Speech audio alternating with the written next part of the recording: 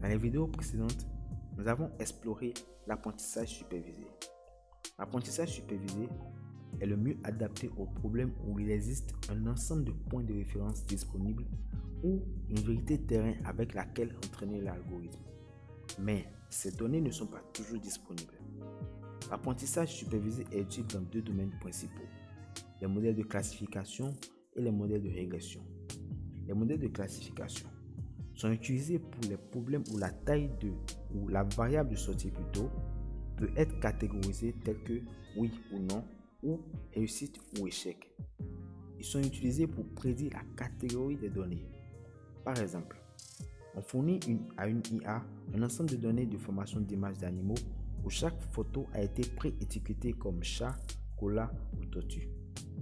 L'algorithme est ensuite évalué par la précision avec laquelle il peut classer correctement les nouvelles images en catégories chat, koala et tortue. Modèle de régression. Les modèles de régression sont utilisés pour les problèmes où la variable de sortie est une valeur réelle telle qu'un nombre unique, un salaire, un poids ou une pression par exemple. C'est-à-dire qu'il est souvent utilisé pour prédire des valeurs numériques basées sur des observations de données antérieures. Par exemple, étant donné une valeur int particulière,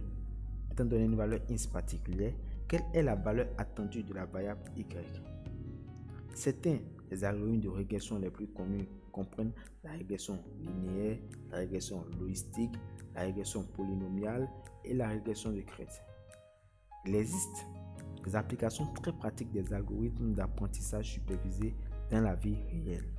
Nous avons la catégorisation de texte, détection faciale, reconnaissance de signature, détection de spam, prévision météo, prédire les prix ou je dirais prédiction des prix des logements en fonction du prix du marché en vigueur, prédiction du cours des actions, etc. Néanmoins, l'apprentissage supervisé présente quelques limites. On peut citer: construire un ensemble de données étiquetées peut être un véritable défi ou est un défi. La classification du big data peut être un véritable défi.